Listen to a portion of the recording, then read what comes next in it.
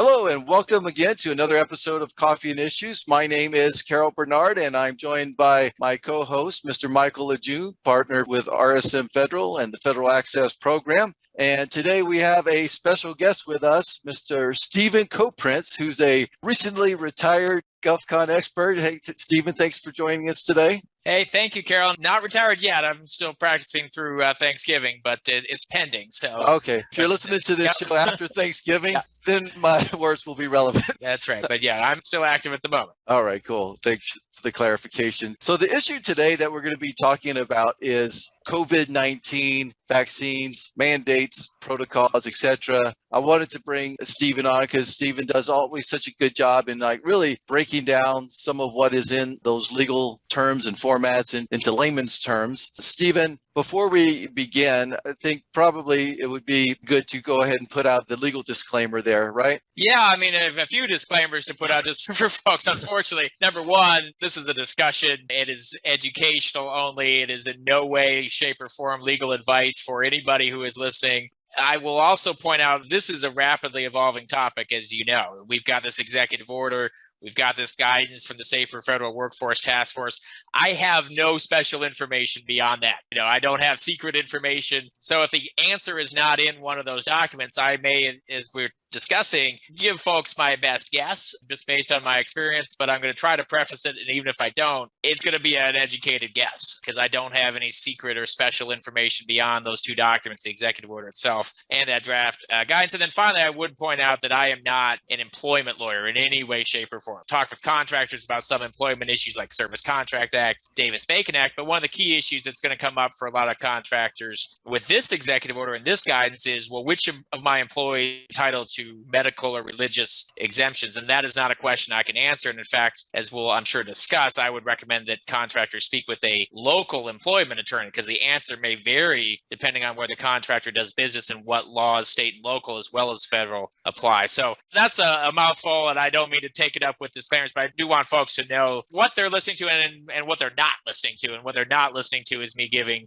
definitive legal guidance about any of the things we're about to talk about. Awesome. Hey, thanks for making that clarification there, Steven. And for you guys out there that are listening to this podcast or watching this show, we will be providing some further updates on this as well. One place that you can go and get the updates is our Govology blog. If you go to govology.com, if you go under the resources at the top and you see the blog there in the drop downs, you can click on that blog. Steven wrote a really great article for us on this initial outlay, some of this stuff. What we also can do, Steven, is we're going to go in there and probably at the end of that blog posting, since you mentioned the executive order, and there's also some of the guidance that was outlined by the Safer Federal Workforce Task Force or something like that. Yeah, I don't know the exact name of it.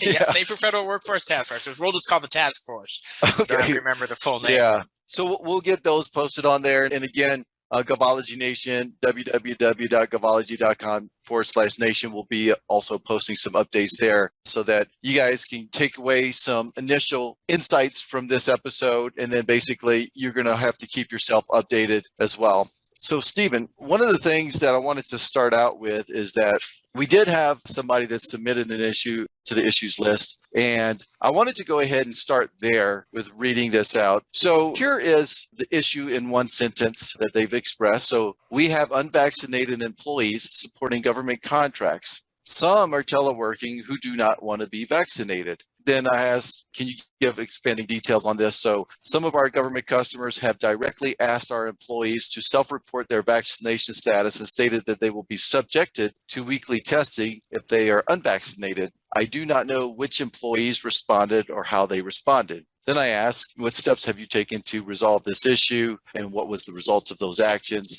I have not participated in the collection or distribution of my employees' personal health information because I believe it is illegal and unconstitutional. Question at the end here says, mandates per the executive order, FAR legislation, question mark, all employees, those on contracts or those on Fed property, question mark, legal consequences for noncompliance, question mark, state legislation pending which holds employers liable for mandated vaccine adverse effects. Will the government indemnify us? So I know that's a lot just in one thing. So where do you want to begin?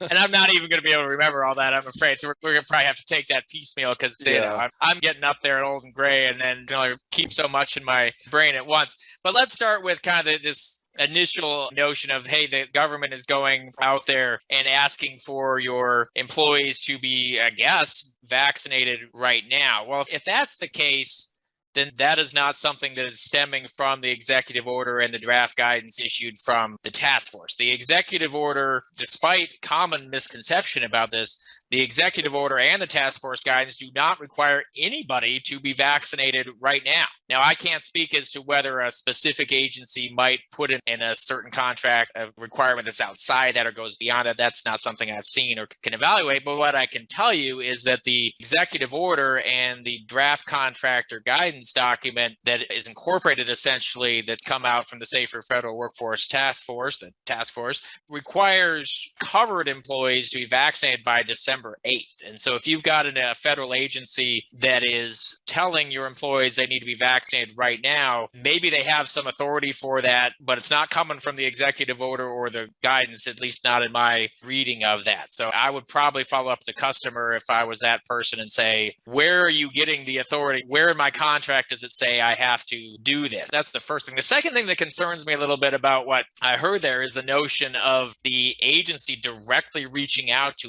what I assume are contractor employees and asking them about proof of vaccination, kind of cutting out the contractor in that loop, as I understand it, based on the question. And so, again, that to me, and my read is not consistent with the guidance from the task force. The guidance from the task force is very clear that it's the contractor that is responsible for determining the vaccination status of its employees and gathering proof of vaccination. And the order goes through what you need to do. You have to have vaccine cards or the equivalent, essentially, some sort of formal proof, affidavit or something is not good enough. But that's on the contractor to gather that. And to the extent the government wants to audit it, presumably it would come back to the contractor and say, hey, contractor, we're auditing you. Let's see the vaccination proof for your employees at that point in time. And so the notion of the government going directly to the employees, to me, at least my read on it, doesn't seem to have any basis in the guide that's been published for this executive order. And I'd want to talk to my customer again about, well, where are you getting the authority to circumvent me, who you're supposed to be dealing with, the contractor, and go directly to my employees? And sometimes when the government goes around the contractor, that can be inappropriate, and it can lead to what's called, in some cases, a personal services contract, where the government is treating contractor employees like they're employed by the government. And that's not, in most cases, allowed, because if the government wants to hire people, they're supposed to go through the civil service processes, all that sort of stuff. So I would want to have that conversation with my customer and say, hey, I'm looking at the executive order. I'm looking at the guidance. I don't see, number one, where you're getting the notion that I need to have vaccinated employees right now. So can you please point me to the authority that applies to me that says that? And number two, I'm not understanding the basis by which you are circumventing me, your contractor, and going directly to my employees for this information. Can you please provide that? Those are the places I would probably start if I were that questioner, in trying to figure out where this specific agency is going, because it seems to me it's inconsistent, at least with the executive order and the guidance in the respects I mentioned. Yeah. Well, that's great guidance, Steven, and thank you. No, we kind of just jumped right in there. So that was the question and the issue that was at hand and that was submitted to us. But kind of let's take a step back just for a second. And first off, let's do like one thing pretty simple, like who is impacted by this? When you say federal contractors and their employees, and the question becomes, is that applicable to subcontractors? Do we have to flow down clauses to subcontractors? Do we have to monitor those subcontractors, or do we just take some kind of word for it? And then also, is this also applicable to federal grant holders? Good questions. And so let's start with the prime contractor question. And so the question is, which prime contractors are covered? Most prime contractors are going to be covered. The executive order does not apply to prime contracts below the simplified acquisition threshold. That's $250,000. Does not apply to grants. Grant is not a contract. Of course, it's a different type of vehicle. Certain types of contracts with Indian tribes to which it doesn't apply either. But other than that, it's broadly applicable. So if you've got yourself a contract, or as the executive order and the guidance define it, you can look at this, a contract like instrument, which would include things like BPAs, cooperative agreements, task orders, other things like that, concession contracts, which are, of course, the government's not paying you to do anything on those types of contracts, but they're still contract-like agreements. And so all those sorts of things are covered, and the executive order tended to be broadly applicable. It applies to construction contracts, it applies to services contracts, and it applies absolutely to small businesses. That's one thing that I've had some folks reach out and say, tell me there's a small business exception for this, and the guidance, unfortunately, it leaves no room for doubt. It says, Q, does this apply to small businesses? A, yes, it does. And so there's no small business exception for that. Subcontracts, yes, it applies to most subcontractors too, if your subcontract is above that simplified acquisition threshold. There is an exception if the subcontract is solely for the provision of products. If the subcontract is solely for products, that means you're not doing a mixed contract where you're buying both product and service, for example. You're buying only material, only products, then you don't have to include that in a subcontract. But otherwise, if it's a subcontract above that simplified acquisition threshold and it's not solely for products, then the prime contractor does have to incorporate that clause in a subcontract after, and this is important because we haven't talked about this yet, after the prime contractor is subject to it. Because again, remember, the primes aren't subject to this yet. We're going to get into that. But once the prime contractor's contract becomes subject to the clause, then the prime is going to need to flow that down to its subcontractors and ensure that the clause specifies as it's flowed down that the sub has to flow it down to any lower tier subs too, because it applies all the way down the chain, except for subcontracts for products. And as the prime, you've got to be really careful to read the specifics of your clause as it's included in your contract when it comes, because although the executive order solely for products, subcontracts solely for products, they don't require it. In fact, they encourage agencies to consider using this clause for subcontracts for products too. And so they say, hey, agencies, if you want to, you can do this. So that's a discretionary call now at the agency part, whether that would have to be included in a subcontract for products. So you will need to read the specific clause that's in your prime contract, which is coming, and we'll talk about those dates, I'm sure, and then you can decide the scope as a prime as to what you need to flow down to your subs. There is nothing to answer, I think, your final question on this, at least that my little brain can recall, that requires at this point the prime to do more than flow down. In other words, it requires the prime to then go in and audit the sub or gather the proofs from the sub of vaccination or anything like that. That, like most of this, I assume, is subject to evolvement. This is part of the guidance that's out there right now from the task force, and maybe by the time the clause comes out, there will be that sort of provision in there, and we got to wait for the clause to see. But I don't see anything in the current guidance or current executive order that would require the prime to take on a greater oversight role other than ensuring that the appropriate clause is included in its subcontracts. Wow, a lot of stuff there to take in. We spoke about a little bit, you mentioned a little bit about timeline. We haven't talked about it yet. That could also be confusing because there was a recently published article on the Federal News Network. In fact, we shared it through my LinkedIn post not too long ago, just a couple of days ago, which talked about this December 8th timeline for compliance. But after you wrote the blog posting for us, I realized inside of that, what you had written up, there are some more important dates that are coming in October that also people need to know about, and November. So can you talk a little bit about those important dates people should kind of know and expect what they're going to be seeing here in October and November and December? Yeah, it's really, I think, important to kind of, we hear all these dates coming out. December 8th is kind of the one that has stuck in people's minds. It's an important date, but December 8th is the day by which, if you have a contract that includes this requirement or subcontract that includes this requirement, that's the date by which your employees are going to have to be fully vaccinated. And so let's back up from that and talk about when is this stuff going to apply, and we'll get back to that December 8th date in a second. So right now, at least under the executive order, we're talking as of September 29th, this doesn't apply to anybody. This doesn't apply to anybody yet. What the executive order and guidance specify is that by October 8th, the FAR Council, that's the body comprised of representatives from DOD, GSA, and NASA that writes regulations known to all of us as the FAR, Federal Acquisition Regulation. That body is supposed to publish a provision that will be inserted in solicitations and contracts. And it's that provision, once it's inserted, that will require compliance. And so right now, just because this executive order came out, there's no burden on anybody because of it, but it's coming. So the FAR Council is going to come out with that FAR provision by October 8th. Once that FAR provision is included in one of your prime contracts, that's when your obligations are going to start. When will that be included? Well, the executive order and guidance say that new solicitations that are issued on or after October 15th are going to include that clause. So when you bid on a solicitation that's issued on or after October 15th, you know that clause is going to be included. New contracts that are awarded after November 14th. Again, assuming now that maybe the solicitation didn't include the clause, but the contracts awarded after November 14th, you're going to be bound by that anyway. By accepting that contract, essentially, you are now going to be bound by this new clause. So new solicitations after October 15th, new contracts awarded after November 15th. For folks who are currently incumbent contractors or working on contracts right now, this is going to be added at the option or extension period if that happens to your contract. And so any options or other extensions that are issued after October 15th are supposed to come with this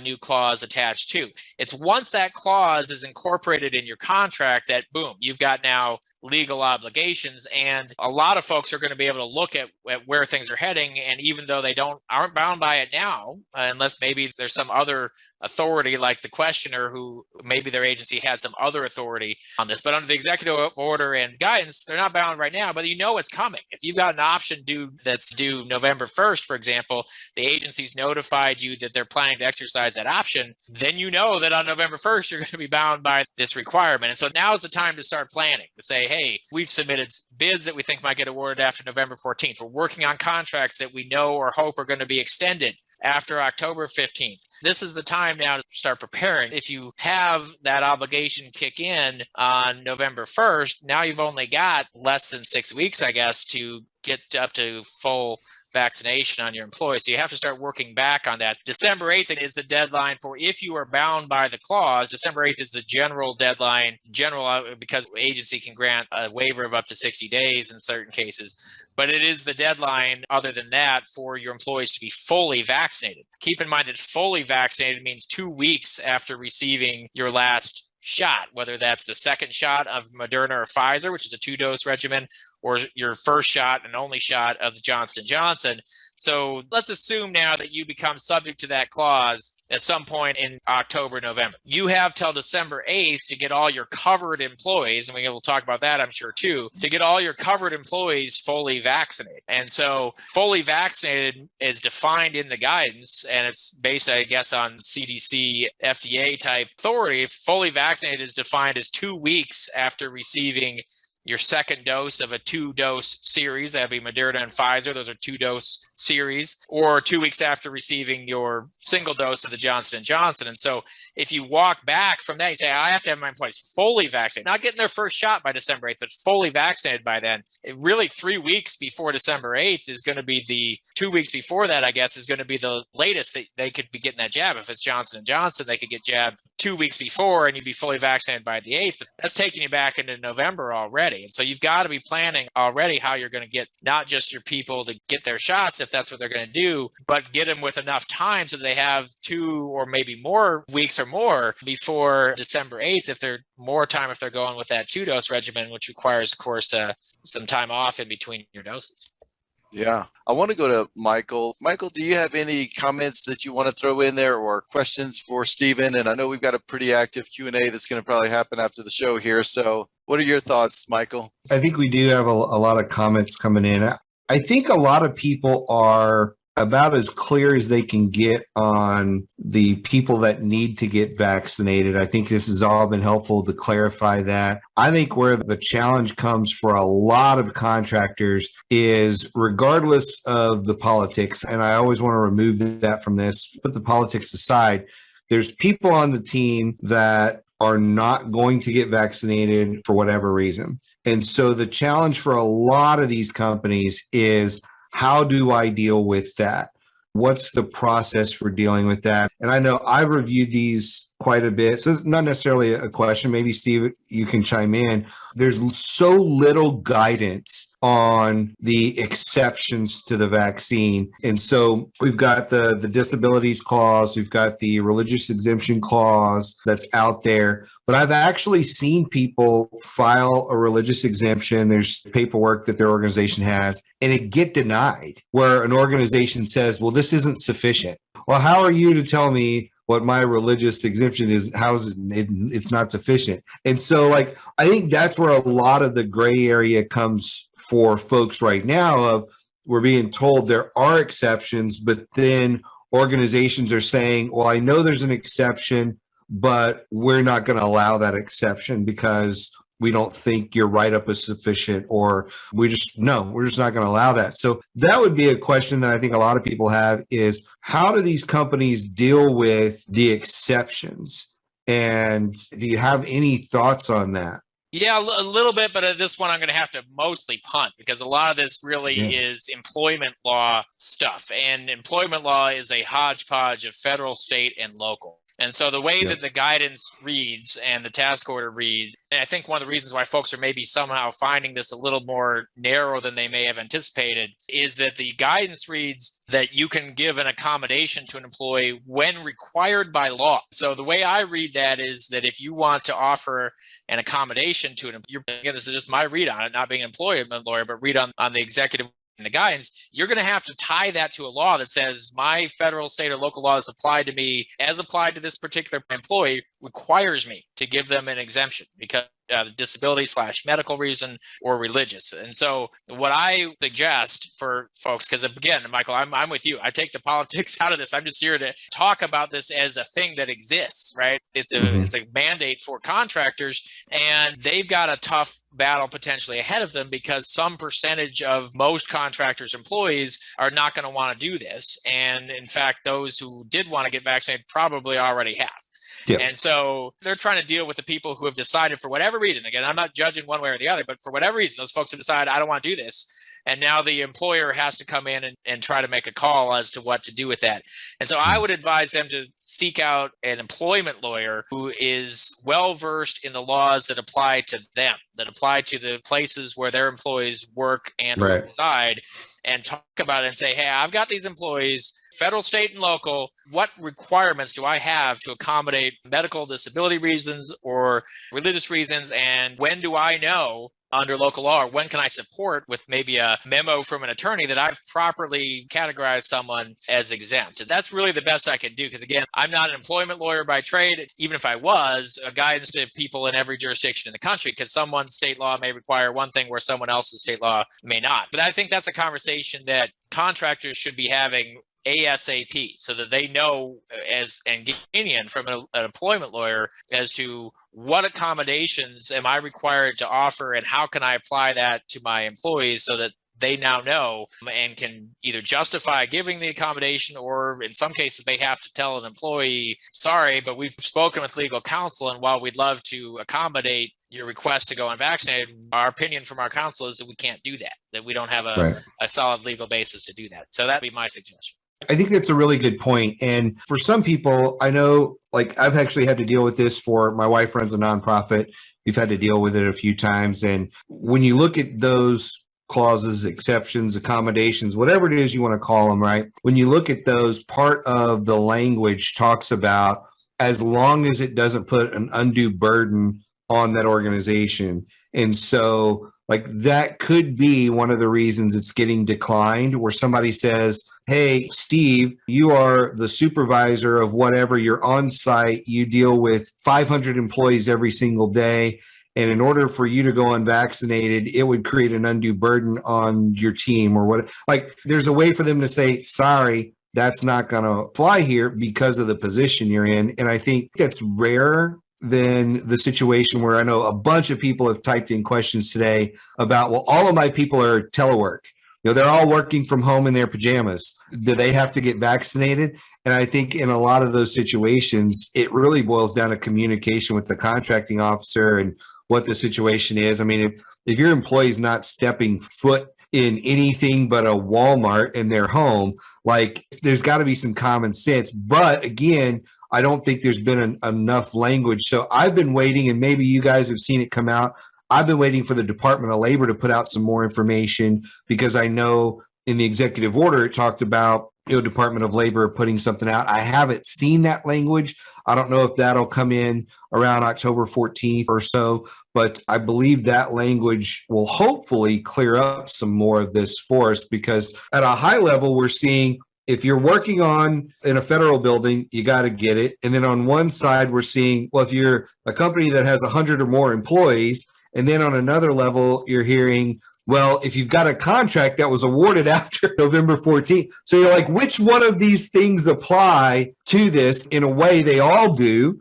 I've actually heard people in early September get letters from places they were working that says, hey, by September 10th or whatever it was, all employees must be vaccinated or be following the testing protocols and stuff like that. And that's where I've had to try and calm down a lot of our clients, because they were like, hey, we've got to get these people vaccinated. And I've said, I'm reading the letter you're reading. It says vaccinated or follow this protocol here. And the protocol is get them tested. That's just what it is. Even in the executive order, you see the same language in there, vaccinated or get tested. So I think there's more here than we may be really taking into consideration. And again, trying to take the politics out of it and just look at the thing that it is. So yeah, I think that's important to others. This is kind of the latest shot in kind of an evolving growth of rules. And there certainly were earlier rules, especially with related to folks who are doing work in federal facilities. And so with regard to vaccination or testing, I do want to be clear, though, that with this current executive order, the 14042 executive order and the Safer Task Force guidance, there is no exemption for getting tested. What the executive order says is thou shalt comply with the task force guidance. And what the task force guidance says is thou shalt get vaccinated unless you get an accommodation for disability religious reasons. And so this goes beyond what previous policy had, because it was previous policy for folks working in federal buildings that said just that. It said, vaccination or testing once a week or twice a week or whatever the case was. This goes beyond. I think this is a response, again, trying to take the politics out of it, but understanding where the administration was coming from, was saying, well, we tried that and Delta's still running rampant, so now we're going to do this. Whether that's something you agree with or disagree with is a political question, not for us to answer. But I don't want anyone to take away from this that if I get that clause in November or October, I can test instead of getting folks vaccinated, because that's not the case. With respect to the teleworking question, I agree we need more answers on that, but I think that the guidance gives us an initial framework, and it's pretty tough. I think what the guidance says, my read of it again, is that employee is required to meet that vaccination standard. Again, this is all assuming that you're under a contract that has the clause in it.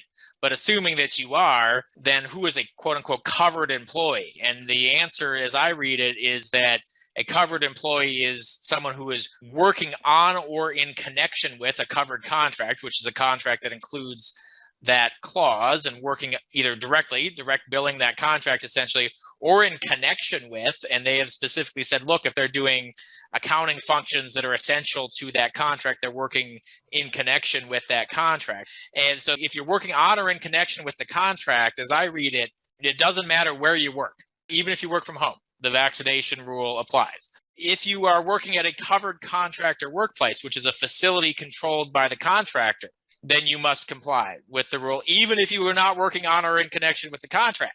And so if you're working at headquarters, but you're doing only commercial contracts, you still, as I read it, have to be vaccinated under this rule. The one exception that, as I read it, and I would like some more input on this too, is for folks who fail both those tests. They are not working on or in connection with a covered contract, and they're not working at a facility controlled by the contractor. The guidance does say that an employee's home is not a facility controlled by the contractor. So if you've got an employee who is both teleworking and they're not working in connection with your government contracts, my read is, at least under the current guidance, that it seems to me they would not be covered by the vaccine requirements. But if they are either working on or in connection with a covered contract or working at a facility controlled by the contractor, again, as I read it, the vaccine requirement would apply. That's pretty tough medicine. And I know the telework question is coming up over and over, and with good reason, because that's the world we're living in right now. That's how I read it. And I can certainly see the policy as who cares if they're working in a covered contract if they're sitting in a home office. The one thing that it does say about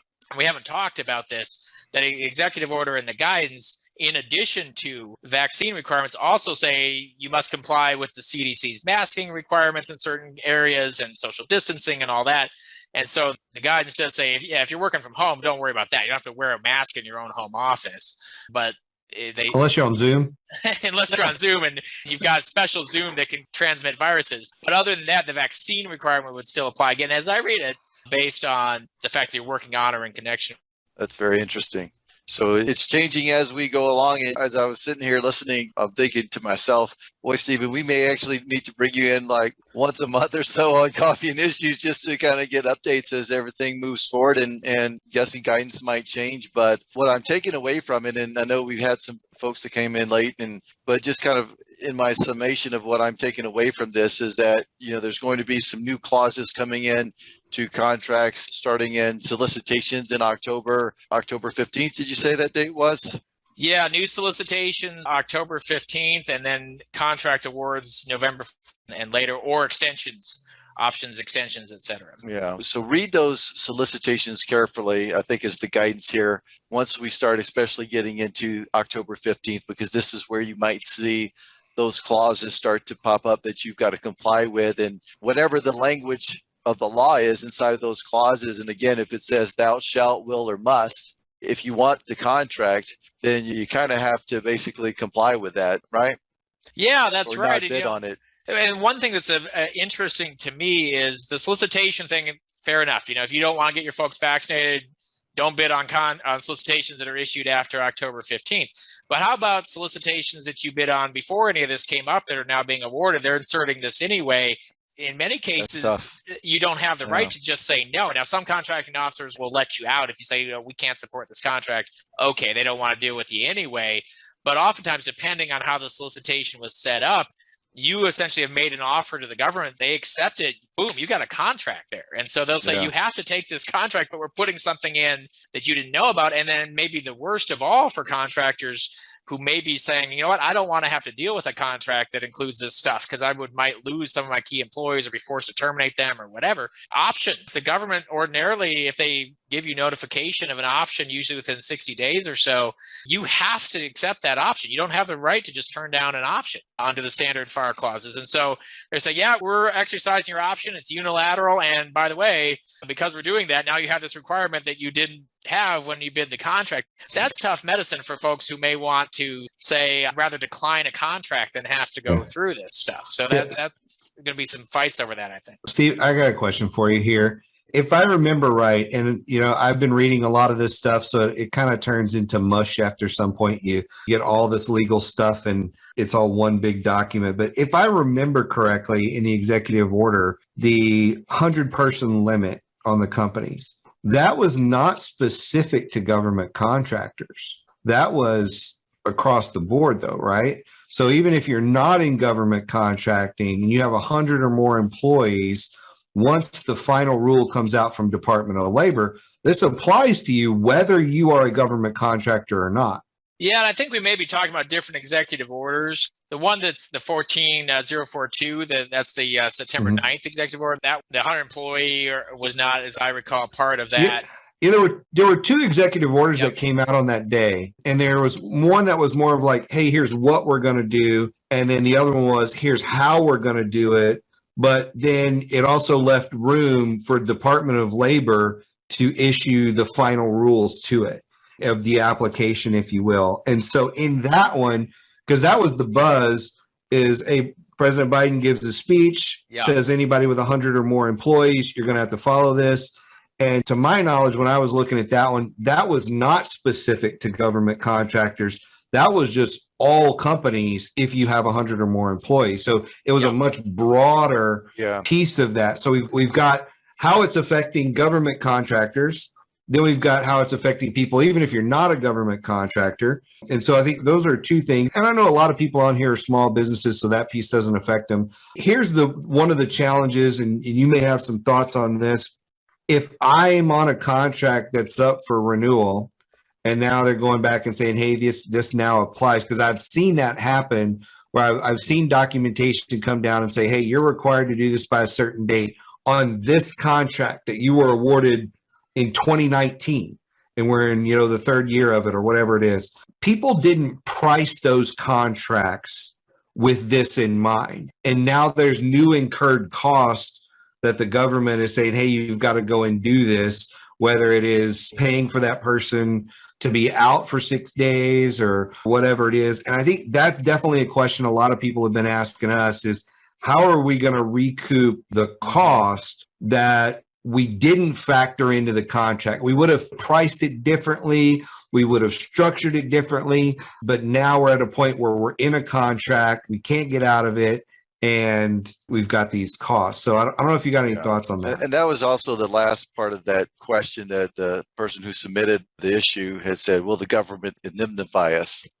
Thanks for the clarification, Michael, on the 100 employee. Yeah, that's a separate, and I haven't followed that as closely because I focus my practice on government contracts. But as I understand it, yes, there is a separate order that would work, I think, through OSHA that would say if you're a private business with 100 or more employees, you may have a vaccine mandate put on you too. And so as a larger contractor, you may have it coming at you from two different directions, both the contract clause and this OSHA potential mandate too. But that's not one that I've followed enough to be able to talk at any great length about that piece of it. The guidance and the executive order, as I read it, did not say anything about indemnity. That doesn't mean that you wouldn't necessarily get one. But when I said I don't have any secret information that would go beyond these documents, I don't know what the rule will be, any actual guidance on that.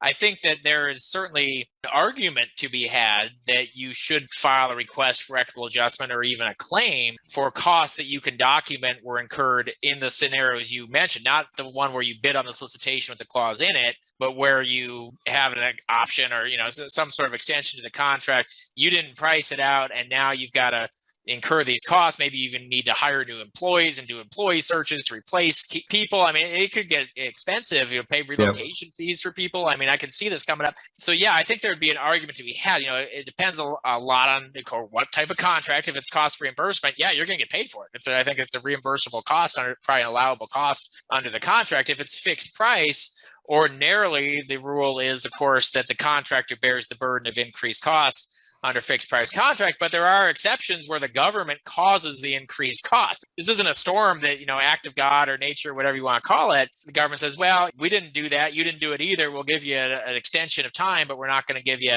money because we didn't cause the hurricane. But here in the case, and I believe I've seen this in cases where government shut down and people got extra payment because the government did that. They're the ones that decided not to fund themselves and got shut down. Tariffs, the government imposes a tariff. Maybe you can get reimbursed for that. So I think there would be potentially a viable, I haven't researched it to see if there's any prior precedent that's similar, but an argument to be made that, hey, government, you made me incur this cost. This isn't a third party or an act of God. This is a cost that you imposed on me. Here's the documentation of it. You pay for it. And that, I think, has some logical appeal. Yeah, we actually have a couple of clients, and what we advised was to pick up the phone and call their contracting officer, not send them an email, but to pick up the phone, call their contracting officer and have the discussion about a contract modification and see if they'd be open to that sort of thing. And so if that is pending at the moment, I have 3 or 4 of those going.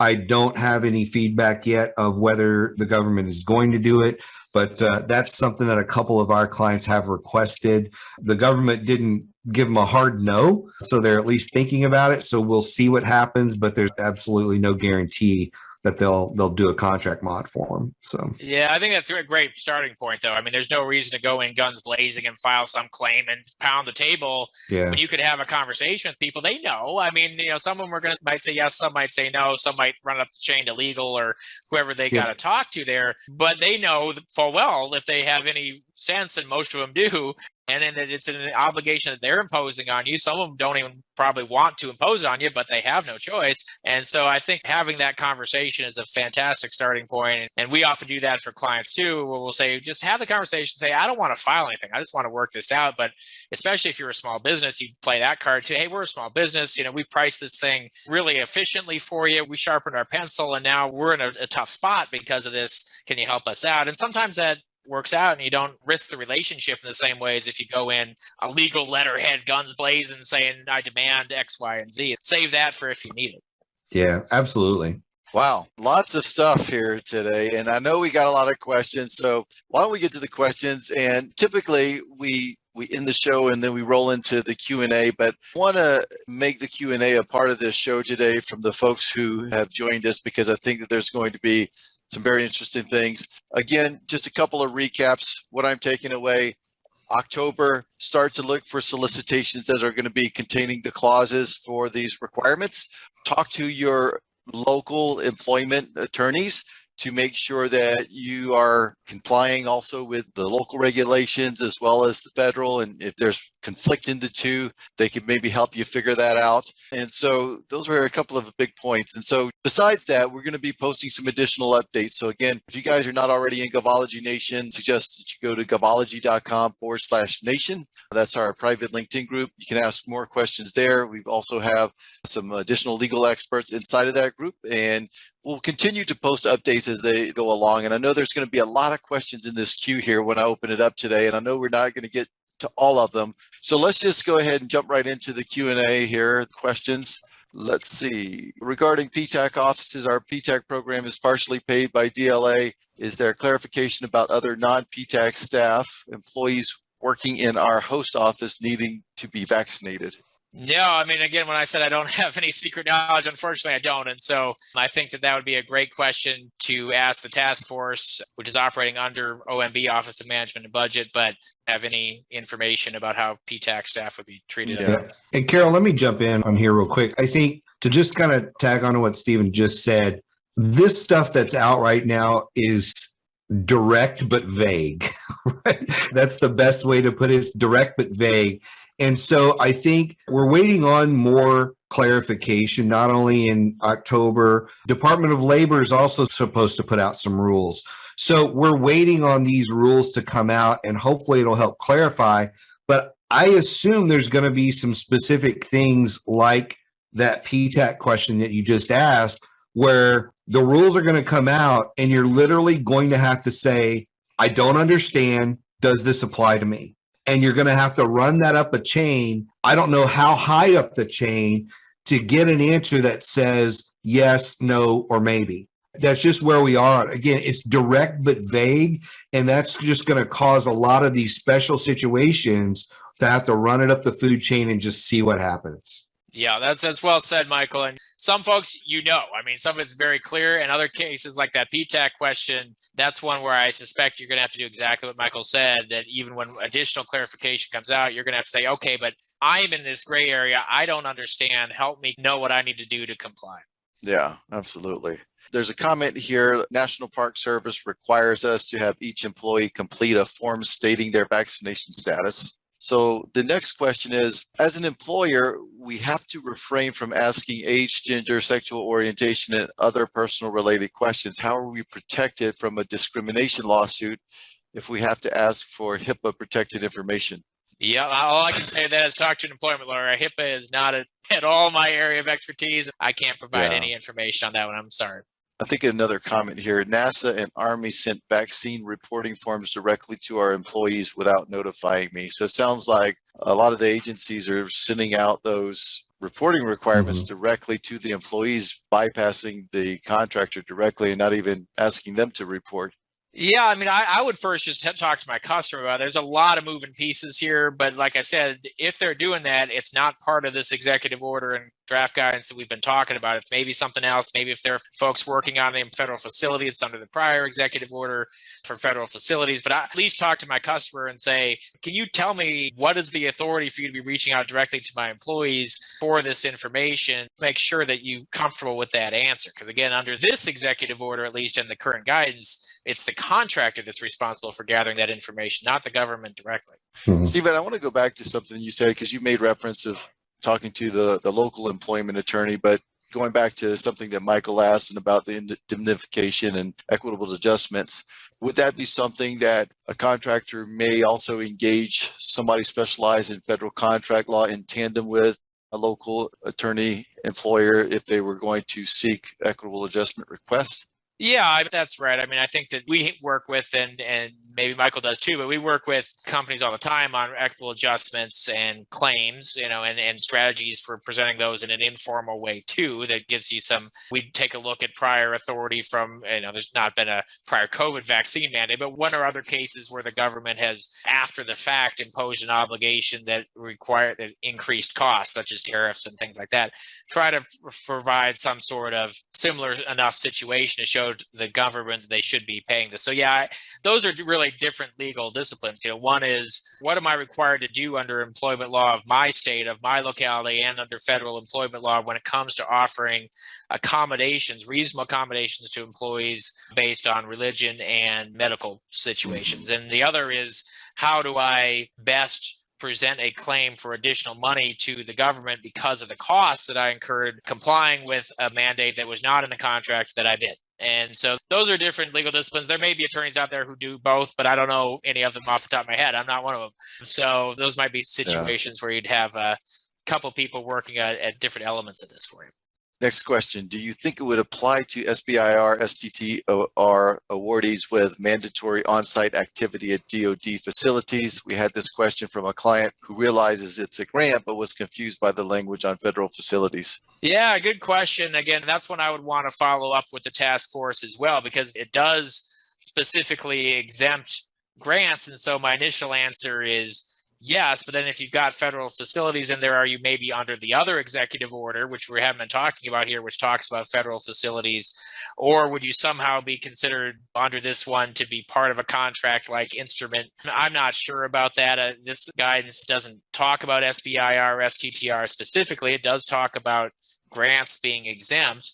So that's a good starting point, but that's probably a good item for clarification.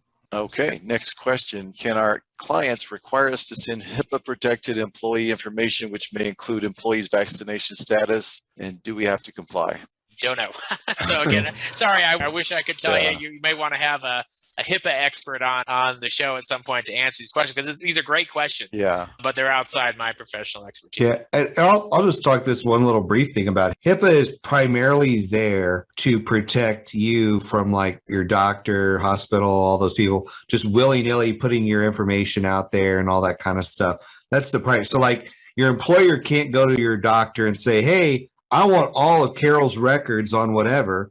Doctor's going to tell them to go fly a kite unless you have signed a document that says, hey, they're allowed to get access to this information. So a lot of times your employer doesn't have information like that. And I think that's where the rub is for a lot of people of, isn't this information protected? Like, well, HIPAA is there for a certain reason, and it's there so that those people put safeguards on your data. It's not necessarily there for this sort of situation, but we want it to be, right? So we want that to be something that can protect our information, because regardless of what it is, whether it's vaccination status or anything, I think there's concern from people about my information getting out there and how an employer would use it or anyone else would use it. And so I think from just that perspective, if the government's trying to force you to do something, you would think there would be some sort of recourse or something you could do, but I don't think there is. There isn't anything that I've seen. I will say, I think these are going to be the things that are contested in court. And so you could probably speak to that. See, I think when you look at where people are going to push back, people are going to push back the most on, hey, people are giving my information and I am not allowing that, or I did not sign anything that said I was okay with giving any personal medical information. So I think that's one. I think the other one is going to be on being forced in some way to get a vaccine or lose their job. I think that's going to be one where people are going to push back. I don't know if they're going to be successful pushing back. I see those as a couple of places where, as the documentation comes out, people are going to sue. I mean, if you look on social media, there's a mountain of lawsuits already against these executive orders. And so we don't know how that's going to play out. But the thing I would caution people on is all of that's pending. It's all pending stuff. So in the meantime, there's like compliance or else. And even I think somebody asked the question, what's the or else? I don't think we fully know what the or else is on the compliance side of things either. So again, it was very direct, but very vague.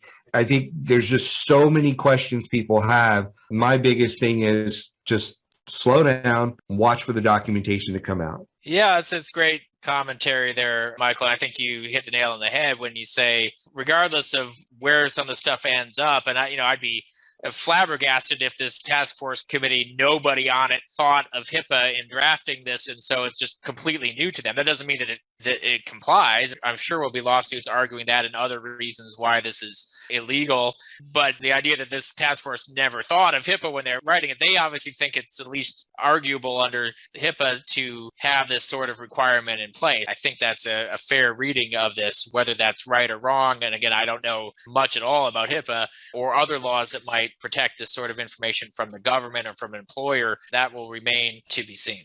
What are the options for staff not wanting to take the vaccine? Where do they get those forms?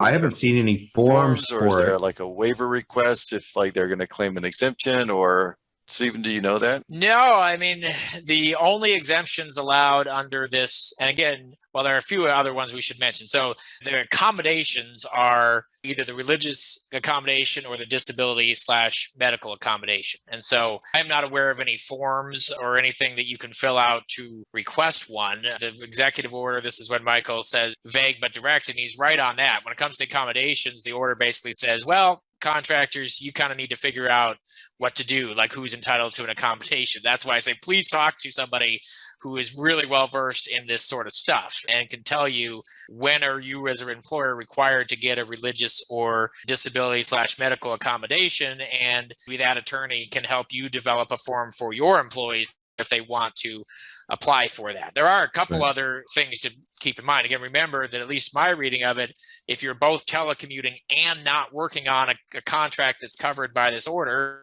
subcontracts, then you would not be, in my read at least, bound by the vaccine requirement because you're not meeting either or test. You're not working on or in connection with a covered contract, and you're not working in a covered contract or facility. If you're working only on contracts that are not covered, of course, simplified acquisitions, product sales contracts, then you would not be covered. If you're working outside the United States and it's outlying territories, you're working overseas, you're not covered by this either. So there are a few folks who are exempt, but for the typical contractor or employee who just says, well, I don't want to get vaccinated, and there are going to be many of those, that's a real burden for employers because they're going to have to deal with those folks. They're going to have to figure out right away, I think, whether they can give them an accommodation, whether that's supported by the law, and that's to talk to that employment attorney about. If the answer to that, well, then I think you're faced with some tough decisions there, because if you can move them off a covered contract and have them telecommute maybe, or you have to take some other action, because we don't know all the or what if you don't comply with the clause. But I can tell you one thing, if there's a clause in your contract and you're not in compliance with it, that's called default. The clause is you're in default of your contract. Mm-hmm. So you're absolutely risking being terminated for default and all the things that come with it if you're not in compliance with the clause. The one thing I'd say about the forms, Carroll, is most of the time you're going to write a letter and submit it to your chain of command, whether it's your supervisor, business owner, whatever it is, and they're going to submit it somewhere. And then, your business owner may say, well, hey, yeah, this is valid to me. The thing that I would caution people again, and by the way, I'm not an attorney, but the thing I would caution people against is writing like these mile-long letters, getting political, all that kind of stuff. Be very short, sweet. I'm requesting this accommodation because of fill in the blank, and leave it at that. When you start getting into all this stuff, then it starts to look really vague and things. In the medical exemption thing, a lot of time it requires a letter from your doctor. So the doctor will write a letter and submit that on your behalf saying, hey, this person is my patient and they are requesting this because of XYZ and for whatever reason, right? And so on the medical side, it's going to be a letter from your doctor, maybe a letter from you as well that goes with it. On the religious side, it's going to most likely just be a letter from you. So yeah, and I would second that what Michael said about not getting political. If you're supporting an accommodation request or decision as a contractor that you are granting an accommodation, document that, just the facts, ma'am, sort of, not like, I don't agree with this. This is, especially keeping in mind, at least at this point in time, the administration that's going to be reviewing those is the one that's made this order. And so Right. whatever your belief system may be on this, getting on a soapbox and opposing that on the politics is going to be a poor business decision, I think. You stick to the facts, get that documentation from a doctor if that's going to be a medical exemption. Consider maybe getting an employment attorney to backstop you if you're giving a religious exception, saying we got a legal opinion that says this person is entitled to it. That helps support your position. And so it's something to consider as well. And we did have a good question actually that came in. We didn't talk about this one, I don't believe. We did talk about timeline of October, November, and December, and the fully vaccinated date of December 8th. Here's the question. What happens if you get an award on January 1st? Do all employees have to be fully vaccinated on the start of the period of performance?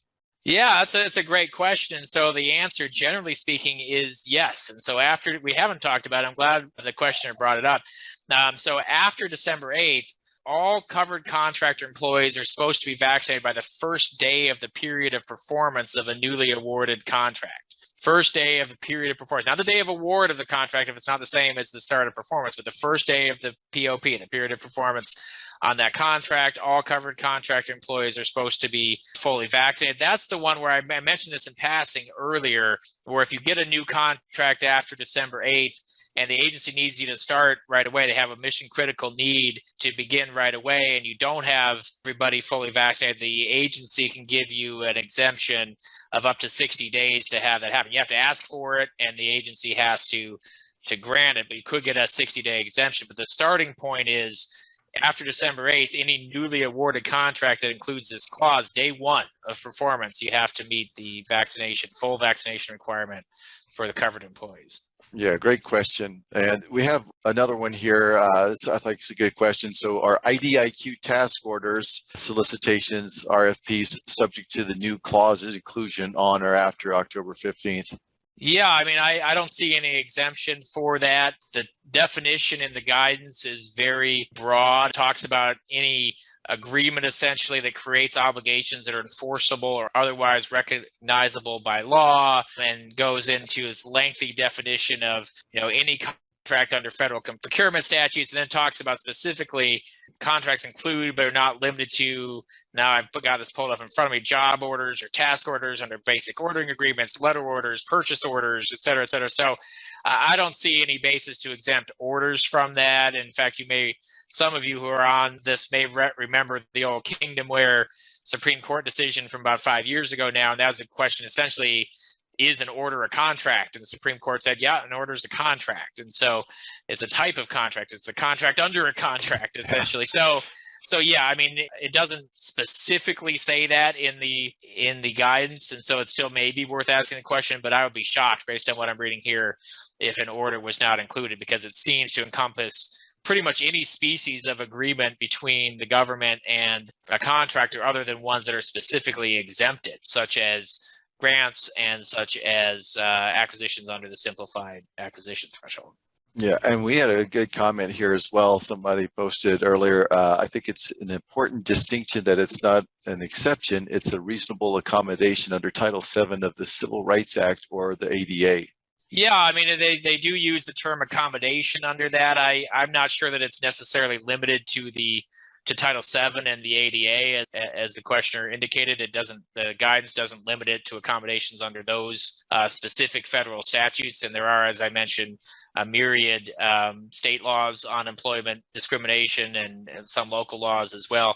And so until I see otherwise, I'm assuming that when they talk about an accommodation required by law, they're meaning any law that applies to that contractor. But I definitely agree that the terminology being used as a accommodation is the terminology that's being used in the guidance. Yeah, I'll add one more thing to that. I do think a lot of people, when they hear that, assume, just because when you hear those clauses come up, you think about, oh, okay, somebody that's blind, somebody that's deaf, somebody that is in a wheelchair, something along those kind of things. And I don't believe it's limited to that on the medical side. I think we see this a lot right now where people that have high functioning anxiety, is a medical condition. And I can see a case, I know of one going on right now where somebody is deathly afraid to leave their house or, go to the hospital, something like that, where that's a person that has a diagnosed medical condition around this high functioning anxiety. and that person is pursuing an exception because they're like, hey, I'm deathly afraid of people, hospitals, all these different things. And it's a crippling thing for that person. So I think it's not going to be limited to what you would normally think as, hey, this is a medical condition. And there's not a box that you can check that says there's these 3 things in the medical condition area. There's a lot of things that I think people are probably going to bring up as potential issues. So I just happen to know of that case off the top of my head. That's a great point, Michael. Again, I'm no employment lawyer, but I certainly have seen cases. In fact, way back in law school when I took an employment law class, mental health, other sorts of items that the first thing that comes to mind when you think of a disability, folks who had HIV, for example, might be diagnosed with a disability, and so that's why you want to talk to somebody who knows this law, especially when you have an employee come to you with something that you may say, well, that doesn't sound to me like they have a disability or medical condition, but don't assume that. Talk to somebody who knows, because it may be broader than you think. Right. Yeah. And that's where a simple letter from a doctor that says, hey, this person is under my care and I'm advising them not to for this reason, whatever it may be. I just want to close with a comment that was kind of made, and thank you all too for those of you guys who've posted questions and answered questions inside of the chat. And Whitney, if you want to join us in Govology Nation, you have a lot of good information, it seems. She posted one more post about, and I think answering another person's question inside of the chat there, saying that generally you first have to be a covered entity to fall under HIPAA. Generally, HIPAA is applicable to healthcare providers, health clearinghouse/payers, and health plans. Unfortunately, HIPAA doesn't apply to all medical info in all cases. You may be covered under the Privacy Act of 1974, though, and that's where the question comes in for the government. And that's what our attorney told us. So I think this kind of goes back to work with your attorneys if you need to, if you have employees. I mean, I think this is going to be important. And this has kind of been the theme throughout this thing that we've discussed today, is that know the timelines, know what's being put into your contracts and solicitations, communicate with your contracting officers, ask them questions. If you're going to go to them for a reasonable accommodation, just state the facts. Don't get too political with it. And I think that's all we can really do at this time. And so Michael and Steven, I'll give you guys the last words, but also one more thing. I know I said this a couple of times, but please do join us in our LinkedIn group, Govology Nation. I think that I love the feedback and the questions that we had here. I'd love to keep it going inside of the Govology Nation group. That's our private LinkedIn group. And again, if you want to get there, govology.com/nation is the hyperlink to that group. Michael, I'll give you one last word, and then Steven, and then we'll close out for the day. Thanks. Well, thanks for that, because I had one final thing, and it's to say this is a community effort dealing with this. I think the more people that can contribute to the discussion, the more clarity we can get. I've seen things that Steven hasn't, and vice versa. And there's people that have been on here, contributing today that have seen things that we haven't. So this really is a community effort, as is a lot of stuff in the GovCon community. So the more we can contribute in Govology Nation or other different groups or on, sessions like this, I think the more we're going to be able to help each other and share, these little one-off cases where we're all going to learn something from it. So it's a community effort. Please keep it up. Please keep sharing with everybody, and we'll all get through this. Yes. Thank you, Michael. And Steven, do you have any final thoughts for us today before you head out? I appreciate you and Michael having me on today. It's been a great discussion as always with you gentlemen. Certainly appreciate it. Yeah, I think as a small contractor, just know that this is real. It's here very soon, and really it's kind of here now in terms of the planning for this, that because you need, in many cases, that fully vaccination by December 8th, there's really waste in having those conversations about accommodations, getting your strategy together for how you're going to address employees who may be hesitant to or outright refuse to get vaccinated, and so on and so forth. So don't put this in the, I'll deal with this later pile. It's really, even though it's still evolving, you need to be, I think, starting that planning for it now if there's any chance that you're going to be affected by that December 8th deadline, which of course it will be the case for a lot of folks. All right. And that does it, folks. Thank you, Michael. Thank you, Steven. Thank you to all of you again that were in the chat. asking great questions. Thank you to those who are contributing, and we'll see you on the next episode. Take care, everyone.